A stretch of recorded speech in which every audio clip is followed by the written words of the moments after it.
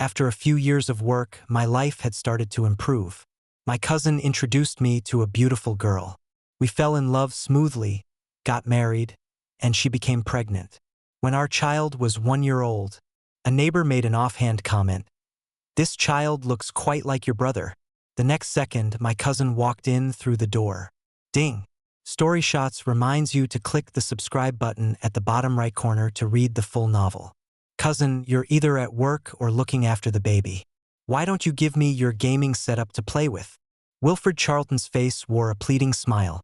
At the same time, my son's cries distracted me. Logically, a 1-year-old's features should be taking shape by now. I glanced at Wilfred's puffy eyes, then at my son's identical set. Suddenly, I felt a chill run down my spine. I tried to reassure myself that the boy could still take after my cousin. After all, we're blood relatives. "Darling, I don't like you playing games anyway. Why don't you just give it to your cousin?" Winifred Shaw, my wife, chimed in as she approached. "I'd rather you spend that time with me." Normally, I'd be overjoyed to hear Winifred say such things. After all, I have needs, but whenever I try to get intimate, she always finds excuses, claiming to be frigid and asking me to be patient. I had begun to wonder if I was the problem. "I've already promised my computer to a colleague, Wilfred. If you want one, I'll get you a new set later," I said nonchalantly. Wilfred whistled happily and scampered off to join his mates. Though Winifred was at home, she was glued to her phone, playing mahjong online. Ever since she got pregnant, she had demanded £20,000 from my mother for having the baby. Carrying a child for 10 months is like facing death. "Why should I bear a child for the Charlton family if I get nothing out of it?" she had argued. "Neither my parents nor I are stingy, so we agreed without hesitation. But we never imagined she'd be out gambling every day after giving birth. Last month, I received calls from debt collectors and discovered she had racked up £10,000 in debt. When I asked about the £20,000, she brazenly admitted to losing it all. Crispin, what's with the attitude? Are you interrogating me like a criminal? I'm the mother of your child. We either make this work, or we split." Winifred's temper flares at the slightest provocation. Still, she is devoted to our child. My father-in-law apologized on her behalf, and for the sake of our son, I paid off her debts and tried to be patient, hoping she would mend her ways. These past few days during the Christmas holiday, she's been staying at home, not going out at all. My recently calmed emotions were suddenly stirred up again by a neighbor's teasing remark. It seems that just days after Winifred took away £20,000, my good-for-nothing cousin bought an Aston Martin. He claims it's from profits made investing in business with friends. As if that lot of fair-weather friends who fall out at the slightest issue could manage such a feat. "Darling, all my friends received Christmas puddings from their husbands. Why didn't you think of me?" Winifred pouted. "Though I'm not fond of sweets anyway. How about buying me a jade bracelet instead? I've heard jade is good for one's health." At some point, Winifred had finished her game and was now sitting beside me. It was then that I noticed the gold bracelet I'd bought her was no longer on her wrist. "Where's your bracelet?" I asked. "Oh, I didn't bring it. I was afraid of losing it, so of course I left it at home," she replied, clinging to my arm and cooing. She then called our son over. Aubrey, come to Mummy. I may be short-sighted, but I'm not blind." She was clearly wearing the gold bracelet when we drove back. Bloody hell. Aubrey, isn't that just a variation of Wilfred? I might as well be wearing emerald antlers on my head. I struggled to contain my anger, trying not to act rashly. I still harbored a final shred of hope about Winifred. If the child is mine, she's in for a world of hurt. If he's not, hell would be too good for her. "Darling, I'm at home with the child every day now, not going out at all. Won't you buy one for me?" she pleaded. "If you can resist playing bridge over the holidays, I'll buy you one when we get back," I replied. Upon hearing my words, Winifred's face immediately soured. That's just her nature. If she can't get what she wants right away, she turns nasty towards me. "All talk and no action. And you call yourself my husband?" she sneered, rolling her eyes as she picked up our son and left. I couldn't be bothered with her. I went to the bedroom to search through our son's clothes and found a short, fine strand of hair. The DNA testing centers were closed for the holidays, but I was desperate to know the truth. So I immediately plucked one of my own hairs and sent them both to my mate. Mate, I once said I hoped you'd never need my services. Initially, I thought it was to avoid assessing injuries, but it turns out you're suspecting your child isn't yours. Hearing his grumbling on the other end of the line, I felt even more dejected. I promised to treat him to dinner later and quickly hung up. Because right now, what's more important is to find out if Winifred Shaw is having an affair with my cousin. I made an excuse about having dinner with an old friend, telling Winifred I'd be back late. She responded with a non-committal and didn't reply further. At 7 in the evening, I snuck back home. During Christmas, everyone had gone to their country homes. My parents were out enjoying themselves, and knowing Winifred's love for socializing, she must have taken the child out too. But there were sounds coming from the bathroom. Daddy, I love you so much. Alarm bells rang in my head. It was Winifred's voice. The bathroom door was translucent. With the warm light on inside and the outside lights off, you could see blurry silhouettes within. This woman, half hanging onto a man and acting provocatively, was actually my wife. Good girl. I'll definitely satisfy you tonight. Feed you until you're full. Your cousin isn't enough, is he? Look how hungry you are. You've got me all wet. Then Winifred's bottom received a slap. Her sounds of pleasure. Bloody hell, what happened to her being frigid? Well, my dear cousin, how did I never suspect? He had an ex-girlfriend of 3 years whom he never married, and for the past 2 years, whenever the family pressured him about marriage, he'd threatened suicide. I thought he was devoted, but I'd caught him dating several other girls. Turns out it was all to keep Winifred stable, letting her trick me out of money. This scheme is so blatant it's hitting me in the face, making me support his wife while I'm also supporting him. That gold bracelet Winifred got was probably for him too. Even without seeing the results, I'm certain the son is his. I smirked coldly, my eyes filled with hatred, wishing I could shoot this pair of cheaters dead right now. Give a good face when I pay, roll your eyes when I don't. What do you think this is, a bloody pay-to-play game? The two in the bathroom were getting hot and heavy. But it didn't last long. Daddy, you're amazing. When can we be together openly? Winifred's sickeningly sweet voice made me nauseous. 5 minutes, tops, and she calls that amazing? First time I've seen a cabbage cooperate with a pig's rooting. I heard your cousin still has over 100 grand. Find a way to get it, and we'll fly away with our son. He still has that much? I had no idea. That tightwad made me perform just to buy me a jade bracelet. I rushed out immediately, because if I stayed a second longer, I truly couldn't resist going in there and chopping them both up to flush down the toilet. But it wasn't worth ruining my life over 2 scumbags. So I went to the corner shop and bought an Earn Brew to cool off. Since they still wanted to squeeze money out of me, I might as well turn the tables. I deliberately came home late at night, giving them plenty of time to clean up. Darling, any later and I'd have thought you went to the city for some action at the gentleman's club. The heating was on in the bedroom. Winifred approached me in her silky nightgown. She said shyly, Aubrey's asleep. We haven't done it in days, honey. Seems like Wilfred isn't up to the task either. If quantity can't make up for quality, why bother her cousin? I pretended to be irritated and rubbed my temples. Too knackered today. Clifford and the lads kept pestering me to invest with them. I stupidly let slip about some insider info on my boss's project, and they wouldn't let me leave. Invest? Darling, I know your boss treats you like a brother, but he's even letting you in on investments? You never told me. Are we making money? Winifred's eyes lit up as she started massaging my shoulders. Of course it'll be profitable.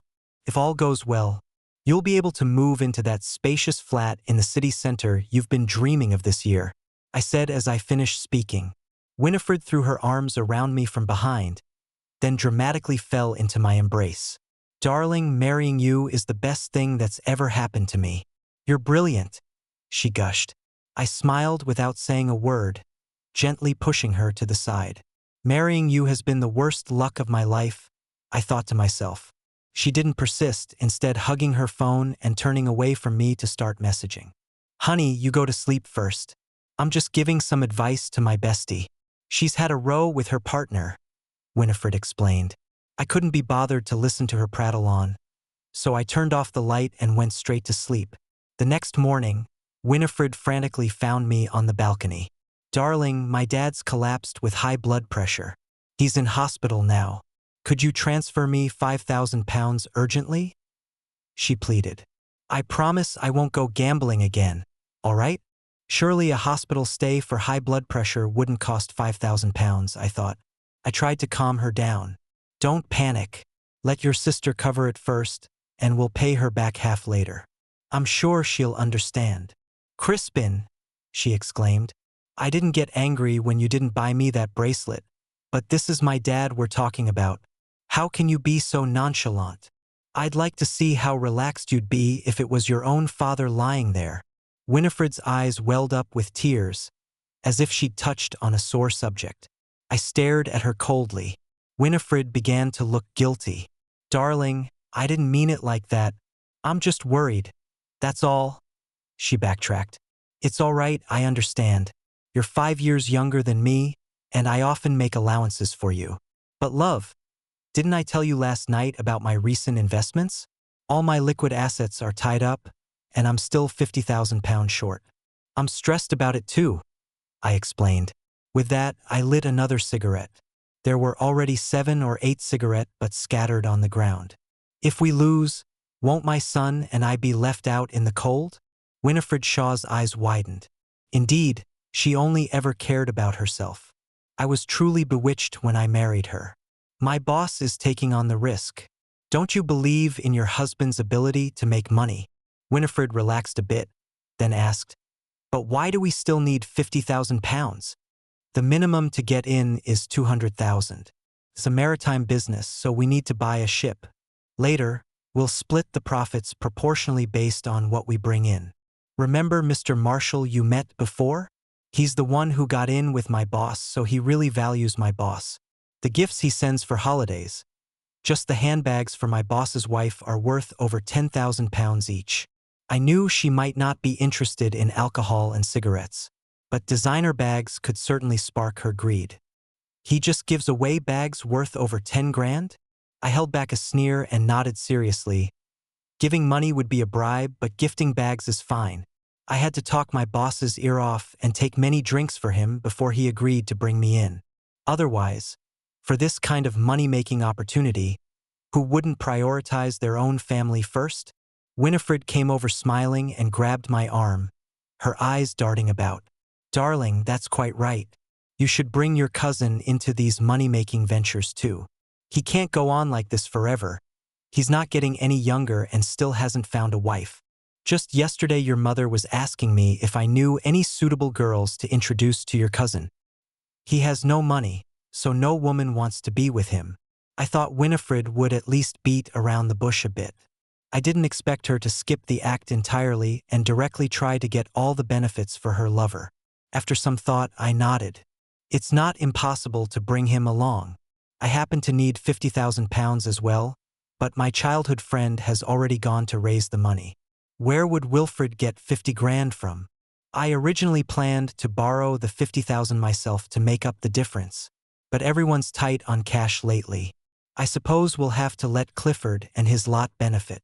Your luxury flat will have one less bathroom then. Winifred was itching to intervene. No, don't. I'll ask my dad if he has any money to lend us. We're family after all. Why should Clifford's group profit from this? With that, she took out her phone and walked away. She seemed genuinely anxious. I suppose she'd forgotten that she'd just told me her old man had collapsed from high blood pressure. I faced the wind, sharing my cigarette with it. Perhaps the wind had its own troubles too. I let go and stubbed out the cigarette with my foot. Now it was time for my plan to unfold. Including the bride price, Winifred had swindled a total of £80,000 from me. I wasn't sure if she'd given it all to Wilfred Charlton, But one way or another, I intended to get it all back with interest. Oh, and there's also the expenses for that little brat. Winifred insisted on buying only the best, which had already cost 15 grand in just 1 year. I had no desire to raise someone else's child. After walking around the neighborhood without spotting Wilfred or Winifred, I headed to the village supermarket. It was the hub of local gossip. Even the card room was set up next door. As soon as I arrived, everyone greeted me warmly and struck up conversations. The men all offered me cigarettes while the women bought me snacks. The news that Wilfred had lost 5 grand at the card room last night soon reached my ears, embellished with colorful details. I smiled. How could I forget that Wilfred was also Winifred's father? 50,000 wasn't enough. I should have said 100,000. That afternoon, the missing Winifred Shaw reappeared. I've contacted my sister. She's covering the hospital expenses for now. It's not a problem. My father has woken up. He still has 30,000 pounds in savings. We can give him a share of our earnings later. He mainly wants to support our little family. 30,000 pounds isn't enough. Clifford is bringing 50,000 pounds in cash tonight. What am I supposed to say? I frowned deeply. The next second, Clifford's call came through. Winifred gestured for me to answer on speakerphone. Clearly, she still didn't quite trust me. But of course, my good mate would back me up. This opportunity was what we had planned last night. I deliberately hung up. Winifred's expression immediately changed. Crispin, you're not trying to deceive me, are you? What nonsense are you talking about? You're my wife. Why would I deceive you? I don't have another woman on the side. Clifford must have gathered the money. If I had answered, wouldn't we have lost a significant sum? Calculating it at 6 times the amount, that's 300,000 pounds. Winifred was shocked by this figure, but her eyes still scrutinized me suspiciously. Having been married for nearly 2 years, I naturally understood her nature. If things went too smoothly, she would never believe it. Saying she'd provide 30,000 pounds was likely just to test my reaction. Winifred was about to say something else when, in the next moment, Clifford walked in with a suitcase. Crispin, mate, why didn't you answer the phone? You can't go back on what we agreed last night, can you? Oh, sister-in-law's here too. Clifford smiled, pulling out a plump red envelope from his pocket and handing it to Winifred.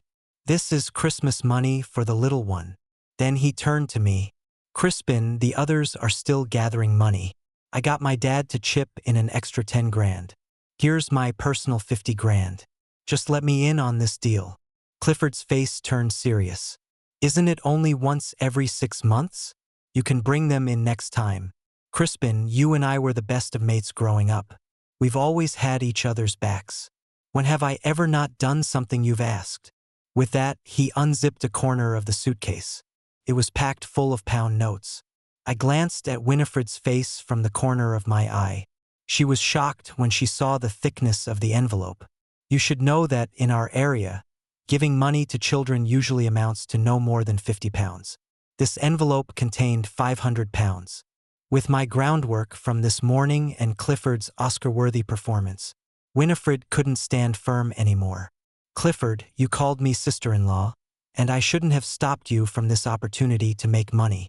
But the 5,000 pounds we were short, my dad has already given it to him. You know, our son is only 1 year old, and we have so many expenses ahead of us. I'm really not trying to trick you. Besides, investments always come with risks. We thought we'd make some money first to reassure you before you invest. My husband isn't good at this. I've already told him off. Please be understanding. She even tried desperately to return the 500-pound envelope to Clifford. The two of them kept pulling back and forth. It was time for me to step in. I offered Clifford a Dunhill cigarette. Once the two men started smoking, everything was out in the open. We sent him off in good spirits at the end. His only request was to be included in the next opportunity in the second half of the year. Right after that, Winifred insisted I call the other mates to explain everything clearly. Darling, your father only gave us 3,000 pounds. How are we going to get the remaining 2,000 pounds? We definitely can't ask Wilfred, he doesn't have the money. If he asks his dad for it, the whole village will know. How am I supposed to face Clifford and the others after that? I scowled, directing all my anger at her. Winifred sighed and even took the initiative to make me some tea. I'll try to figure out the remaining 2,000 pounds with my sister. If we're gonna get rich, it should be us first, right? Once we move to the city center, we won't have to worry about our child's education in the future. I said quietly, then you'll have to give me a second child. Winifred bit her lip and forced a smile. No problem. Previously, when we talked about having a second child, her face would crumple as if she wanted to tear the house down. She'd complain endlessly about the hardships of childbirth. She even wanted to drag me to experience some childbirth pain simulation. Now that money was involved, she didn't have a single word of complaint. Now that I've temporarily stabilized things with Winifred, it's time to start working on Wilfred. Winifred has taken the child back to her parents' house early, all in an effort to gather money quickly. Even without her here, we'll still have our Christmas Eve dinner. I suddenly smiled and said, Wilfred, it's about time you got married. Your sister-in-law and I are planning for a second child after Christmas. The earlier you have children, the earlier you'll enjoy the blessings. A second child? Cousin, you must be joking. Wilfred's eyes widened, his tone somewhat disdainful. He seemed to think of something and smiled proudly. Enjoy your little game while you can. You won't be smiling for long. I showed him my phone. Why would I lie? I've always wanted a daughter. Girls are their daddy's little angels, much better than mischievous boys. My boss's sister is still single. Why don't you spruce yourself up and come meet her after Christmas? Don't say your cousin isn't helping you. You introduced your sister-in-law to me, so I'll help you find someone too. I flipped through some photos on my phone. The girl was as beautiful as an Instagram model. Wilfred, perhaps still stung by Winifred's betrayal, agreed on the spot. Well then, I'll rely on you to set it up, cousin. Now that my ex is married, I should start thinking about myself too. I suppose Winifred must have told him about the money-making scheme last night. Otherwise, he wouldn't have dared to gamble so big at the card room, losing 5,000 pounds in one night. Now that their worries have been allayed, but he's not included in the money-making plan, and Winifred wants a second child, even the closest of lovers would start to have doubts. Wouldn't they? Especially two people who can go to such lengths for their own interests. The Christmas holiday ended quickly. After much cajoling and persuasion, Winifred finally brought the 50,000 pounds to me. The amount was too large, and she began to hesitate. Darling, it's your father's and sister's money after all. We definitely need to sign a contract. Otherwise, if we make a fortune, they might think we're being greedy with the profits. Even close siblings keep clear accounts, Crispin said. Her family wasn't very educated, so I had my lawyer friend draw up a contract with some tricks. They naturally wouldn't notice. Winifred looked it over, then took it back to them with a grin to sign. Honey, you're so brilliant. You've really made me look good in front of my sisters. We already bought our house outright, and now we're upgrading to a large flat in the city center this year. They'll be green with envy, Winifred giggled, covering her mouth. Darling, I'll make sure to satisfy you tonight. I'll do whatever you say. Rubbish. She just wants to get her kicks. I refuse to be worked to death like an ox. Love, we should start trying for a baby. I've bought you some folic acid. You need to take good care of yourself, I said. You're frigid, and I don't want to make you uncomfortable. Let's just go to bed early. With that, I snapped a photo and posted on Facebook. Preparing for baby number 2. Unsatisfied, she would naturally complain about me on her phone. But it seemed something had gone wrong with her lover. For several days, she hardly touched her phone, and even her attitude towards our child worsened. Of course, I wasn't going to introduce my boss's sister to Wilfred. I found a professional gold digger instead. Her Facebook was styled like a socialite's, and she looked just like an influencer. They're all in it for the long con. Since my friend introduced us, she took on my small job. I just had her fleece him for 30,000 pounds. The rest was up to her own skills. This way, Wilfred naturally had no time for Winifred anymore. That day, Winifred Shaw came to me with her phone. It was a Facebook post from that embarrassing Wilfred Charlton. "Darling, did you set up your cousin with someone?" she asked. I glanced at her phone and nodded. "Oh, right, I remember now. They just met once. I thought it wouldn't work out, but apparently they've started dating. Wilfred's circle has never seen such a posh girl. His mum will be over the moon if he marries her." Winifred gritted her teeth. "Indeed, she will." I made an excuse that I had invested all our money and we needed to cut down on household expenses. So I sent the nanny home. Winifred couldn't bear it for long. Before, with the nanny helping to look after the baby, her life was easy and carefree. She even had time for spa treatments with her girlfriends. Now, taking care of the baby day and night, she looked much more haggard. "Love, I have a dinner meeting tonight, so I won't be home for supper," I said. "Oh, don't you usually bring family to these? You should have told me earlier so I could get ready." Winifred put down the baby and came to the door to stop me. I looked at her hesitantly. "What about our son if you come? You need to think about our family." Winifred wanted to say more, but I had already opened the door and left. She was in for a rough time. Not only did I come home in the wee hours every night, reeking of smoke and alcohol, but there was also the scent of women's perfume. I never expected Winifred would actually refrain from playing cards for money and stay home to look after the baby. Indeed, in marriage, someone always has to give in. It used to be me, now it's her turn. "Crispin, why is this lipstick in your pocket?" she demanded. "Are you having an affair?" Winifred, with tears in her eyes, accusingly pointed the lipstick at me. Of course, I deliberately put it there. She has so many lipstick shades. I could easily slip one in without her noticing.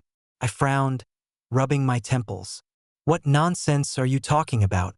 It must have been left behind by a colleague accidentally." Everyone was wearing dresses that evening, so I lent out my jacket. "If I were cheating on you, why would I come home late every night?" I used to despise people who got drunk and made a scene, but today I intentionally smashed a glass. Immediately, the child in the room started crying. Winifred collapsed in exhaustion, tears streaming down her face. She helplessly tilted her head back, looking up at the ceiling. "Crispin, you've really changed." With those words, she went into the room and locked the door. I had no choice. I simply couldn't stand her throwing herself at me, trying to seduce me. It was utterly revolting. So I openly moved to the guest room, no longer worried about losing my virtue. Winifred would never suggest divorce, and trying to win me over was even less likely. So when I noticed her starting to use her phone frequently again, even taking the child out with her, I knew something was up. I checked Wilfred's Facebook location. Seems he's back from the Maldives these past couple of days. The adulterers are starting their secret rendezvous, and it's time for me to spring the trap. That evening, Winifred didn't get home until around 7 or 8 o'clock. Seeing me at home, a flash of surprise crossed her eyes before she wordlessly headed towards the bedroom. "Darling, I'm sorry for neglecting you lately. How about I make it up to you tonight? Have you eaten? Shall I cook something for you?" Seeing my fawning, Winifred let out a cold laugh. Well, tired of running wild and remembered you have a wife at home." "Darling, what are you saying? Why don't you put the child in the room first? I have something to discuss with you." My ingratiating expression and sycophantic smile. Winifred seemed pleased, smiling as she complied. In a moment, I'll have you in tears." "What's the matter? You don't need me for your business dinners anymore. Isn't your boss most concerned about family harmony? Do you need me again?" Recently, having a man to nurture her, Winifred's complexion had improved considerably. "It's not that. I just wanted to tell you not to be angry. The profits we were supposed to get in July and August might be delayed. There have been a lot of storms at sea lately, and we haven't caught much." I had timed it perfectly from the moment Winifred entered. Soon enough, a phone call came through. I answered the call, my expression changing instantly. "What do you mean the ship capsized? How could the ship capsize? Brother, didn't you promise me there would be absolutely no risk?" "No, you invested £1 million, but I've put everything I have into this too. Hello? Hello? Anger rising, I threw the phone onto the sofa. Winifred sensed something was wrong, her voice immediately turning shrill. What? Crispin, did you lose all the money? Wasn't it supposed to be risk-free? How am I supposed to explain this to my father and my sister? And without money, how will our son and I eat and drink? I can't believe I trusted you. Winifred came at me, ready to slap me. How strong could a woman be?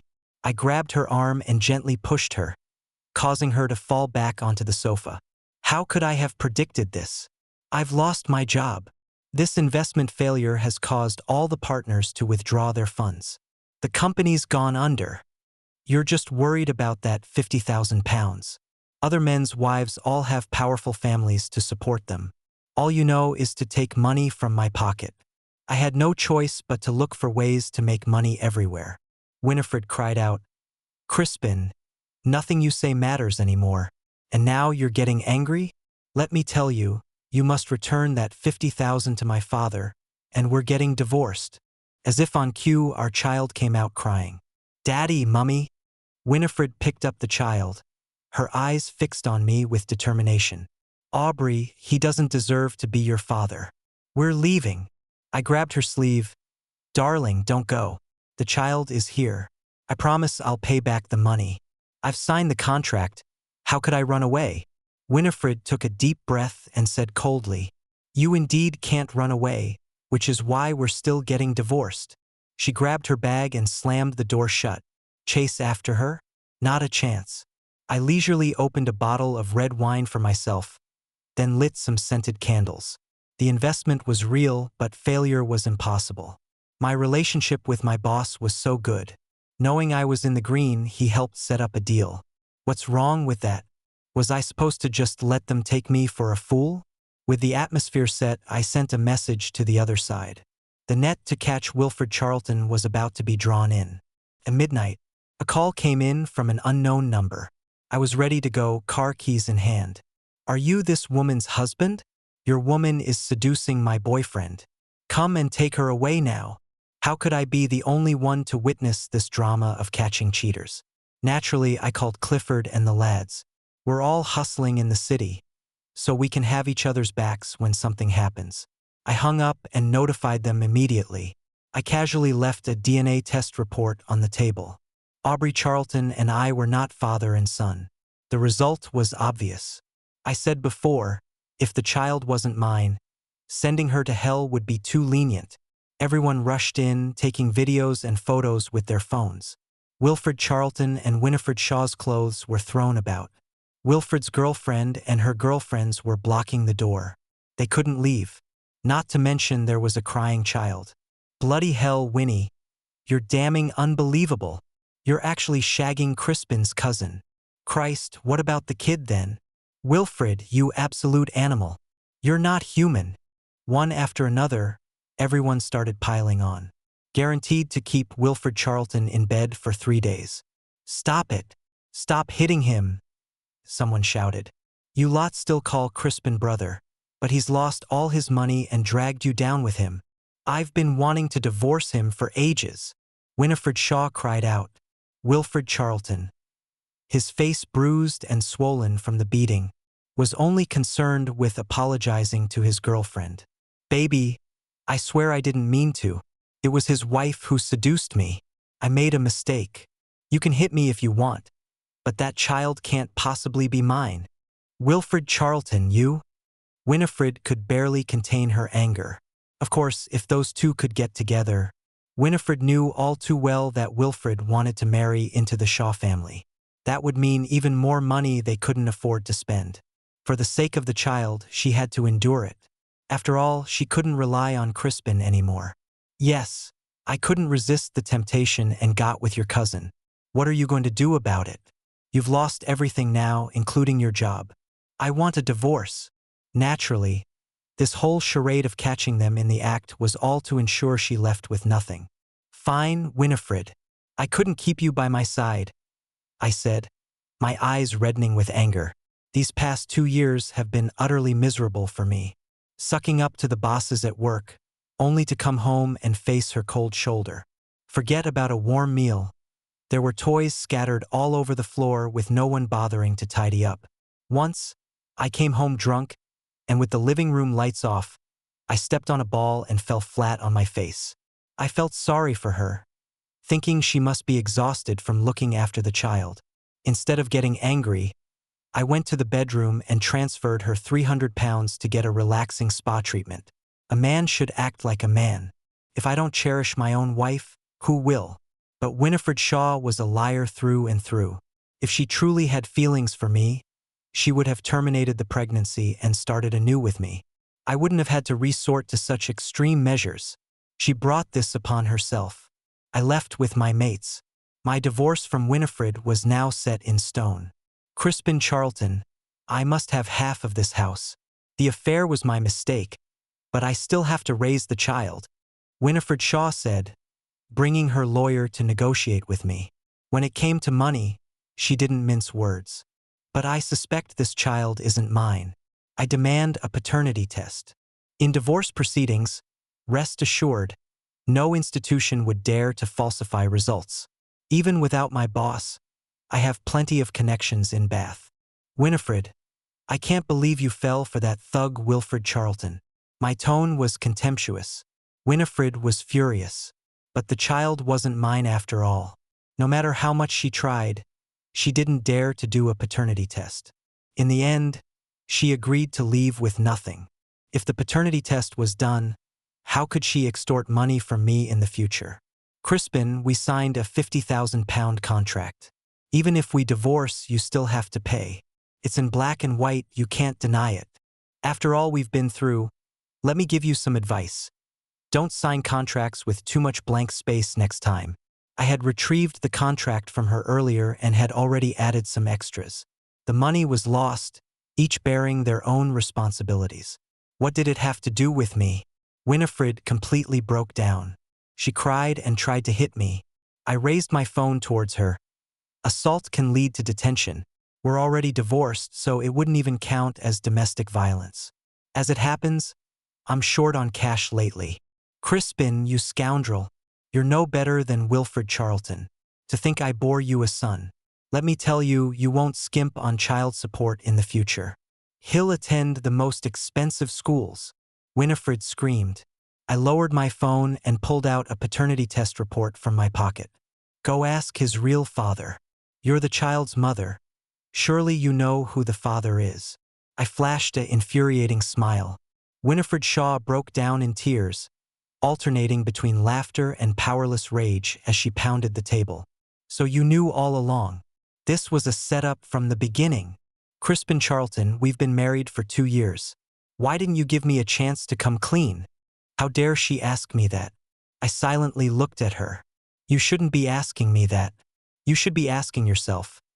In 2 years of marriage, did you ever think about coming clean with me? How has Wilfred Charlton treated you? Always asking you for money, never giving you anything in return. I gave you a £50,000 wedding gift, promised another £20,000 when we had a child, covered all our daily expenses, even hired a nanny for you. Haven't I treated you well? Which of your girlfriends doesn't envy your life? What position have you put me in? I'm a man too. These words had been in my heart for a long time. I didn't want to say them originally, but since she wanted clarity, I'd give it to her. After all, from now on, we'd go our separate ways. Just then, Wilfred Charlton's call came through. Winifred, don't divorce Crispin yet. Bloody hell, that heiress was a fraud. She scammed me out of £60,000 in investments and ran off. Winifred was completely dumbfounded. Her phone volume was so loud that I could hear without speakerphone. You actually invested after her? Why didn't you tell me? Crispin is tricking you. They must all know each other. This is all a setup. Oh well, it's too late for her to realize now. Any evidence had long been wiped clean. Did she think we'd wait around for her to investigate? Damn it. Isn't it because you want to have his second child? Don't think I don't know what you're hiding. Whatever you do, don't get divorced. Scam as much as you can. Crispin likes you, with your looks. Conning him out of £100,000 shouldn't be a problem. I stared at Winifred's fascinating expression and smiled genuinely. Then I leaned in. cousin, we're already divorced. You're a step too late. We just got the certificate today. There was a moment of silence on the other end of the line, followed by a stream of profanities. I got up and left my seat. Since we were once husband and wife, I'll pay for the coffee. You know I'm not a petty person. I waved goodbye and drove off in my Aston Martin. Wilfred Charlton and Winifred Shaw were still trying to extort money from my parents. They attempted to spread rumors to pressure them. However, my parents are just like me, we're good people but not pushovers. The day after they left, I had Clifford and the lads take my parents to the train station. I booked them a 7-day trip to Bath to give them some peace and quiet. After all, with their grandson not being their own, staying at home would only upset them. When the two couldn't find my parents, they decided to send my aunt to talk to me. Crispin, dear, what Wilfred did was awful, but he's your cousin. Your blood relatives. Never mind that woman's money, but the £60,000 for Wilfred was our savings for his wedding. He's even sold his car. I nodded along. Agreeing, I said, "That's right, Auntie. Now he's got a wife and even a son. Didn't you adore Aubrey, wishing he was your grandson? Well, now everyone's happy. That Aston Martin of Wilfred's was bought with my money anyway, so it's his own fault it's gone. From now on, let's not be relatives anymore. We won't be going back to the old hometown." With that, I blocked their numbers. With such a difficult daughter-in-law, I imagine their days won't be pleasant. A few months later, I moved into a large flat in the city center, leaving my old house for my parents. As for Clifford and the lads, they all struck it rich with me the following year, and their lives improved significantly. Good mates share both the hardships and the fortunes.